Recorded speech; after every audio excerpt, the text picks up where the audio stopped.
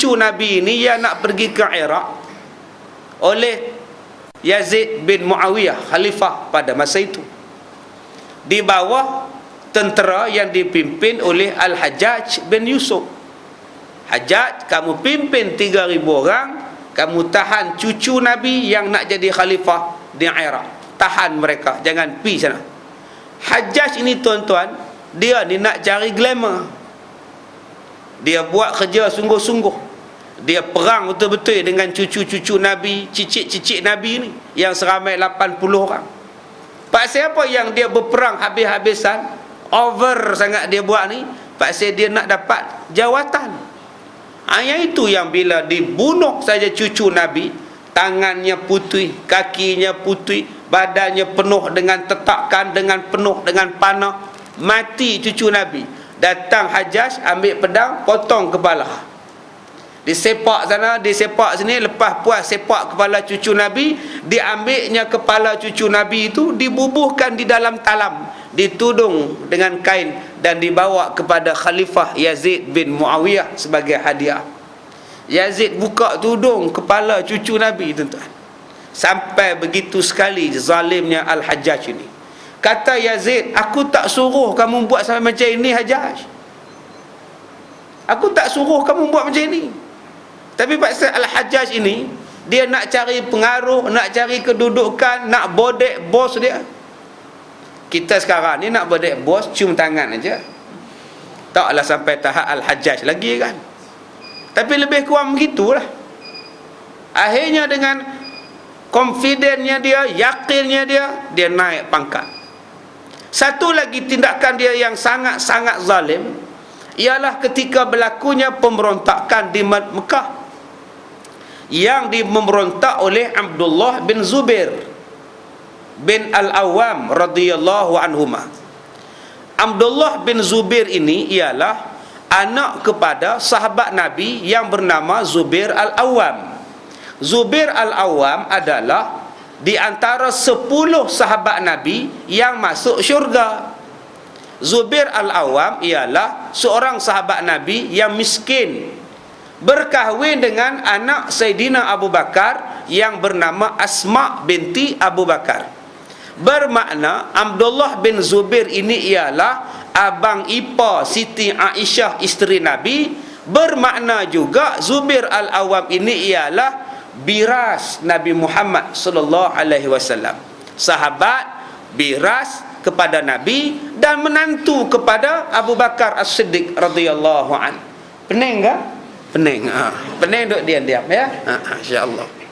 Jadi tuan-tuan, Zubair Al-Awwam berkahwin dengan Asma binti Abu Bakar, dapat anak bernama Abdullah bin Zubair. Maknanya Abdullah bin Zubair dengan Abu Bakar tu jadi apa?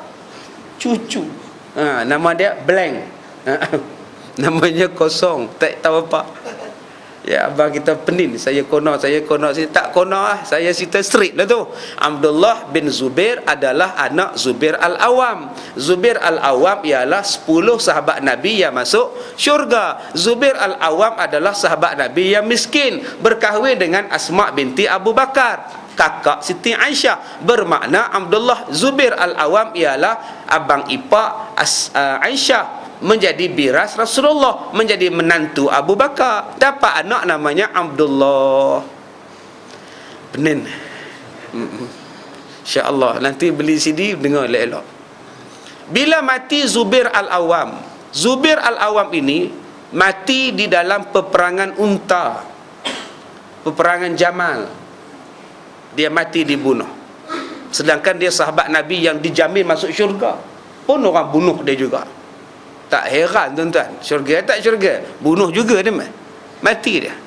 Tinggallah Abdullah bin Zubair, anaknya. Anak dia duduk di Mekah, tak duduk di Madinah.